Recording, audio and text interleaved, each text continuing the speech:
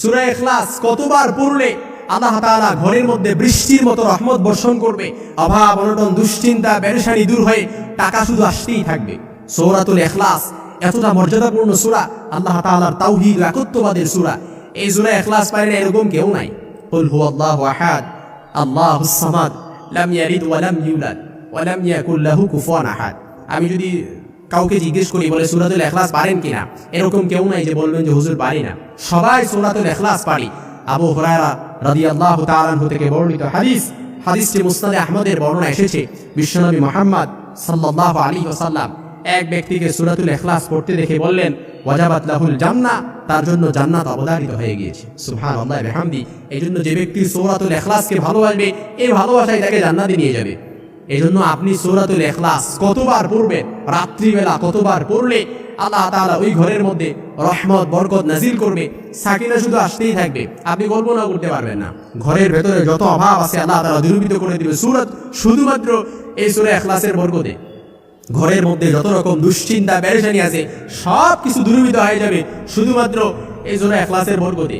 আপনার ঋণ যত আছে এই ঋণ থেকে আল্লাহ তাআলা মুক্তি দান করবে শুধুমাত্র এই সূরা ইখলাসের বরকতে। এজন্য এই সূরাতুল ইখলাস কতবার পড়বেন। আল্লাহ তাআলা এককে সব সময় পছন্দ করেন। এক যেমনি ভাবে বেজোর, ঠিক তদ্রূপ আল্লাহ তাআলা এই বেজোর সংখ্যাকে পছন্দ করে।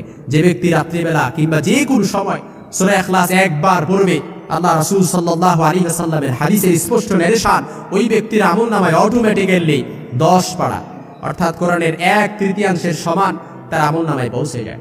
2 বার পড়েন 20 পারা, 3 বার পড়েন 30 পারার সওয়াব অটোমেটিক্যালি আপনার আমলনামায় পৌঁছে যাবে।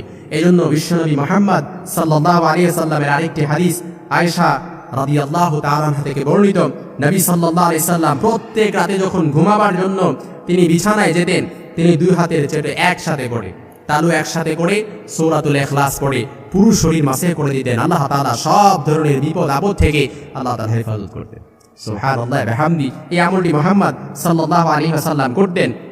এমনকি আল্লাহর হাবিব সাল্লাল্লাহু আলাইহি ওয়াসাল্লাম বলেছেন, যে ব্যক্তি সূরা 10 বার মান ক্বারা কুল হুয়াল্লাহু আহাদ, যে ব্যক্তি 10 বার পড়বে আশারা মাররা বানাল্লাহু লাহু বাইতান ফিল জান্নাহ, আল্লাহ তাআলা তার জন্য জান্নাতে একটি ঘর তৈরি করবে, প্রাসাদ তৈরি করবে। আপনি কল্পনা করতে পারেন দুনিয়াতে সূরা ইখলাস পড়বেন, এই পড়ার কারণে আল্লাহ তাআলা জান্নাতে আপনার জন্য ঘর নির্মাণ করে দিবে।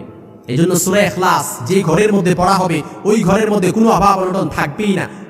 ঘরে ঢোকার সময় সূরা ইখলাস পড়েন, ঘরে যাওয়ার সময় 3 বার সূরা ইখলাস পড়বেন, তারপর ঘর থেকে বের হওয়ার সময় সূরা ইখলাস পড়েন। এই সূরা ইখলাসের ফজিলতের আমলের সাথে যদি আপনি সব সময় লেগে থাকতে পারেন, এই সূরা ইখলাসের কারণেই আল্লাহ তাআলা আপনার সব যত হাজত আছে সব হাজতগুলো আল্লাহ তাআলা পূরণ করে দেবে ইনশাআল্লাহুল আজিজ। এইজন্য আমি বলবো এই আমলটি আজকে থেকেই শুরু করে দেন।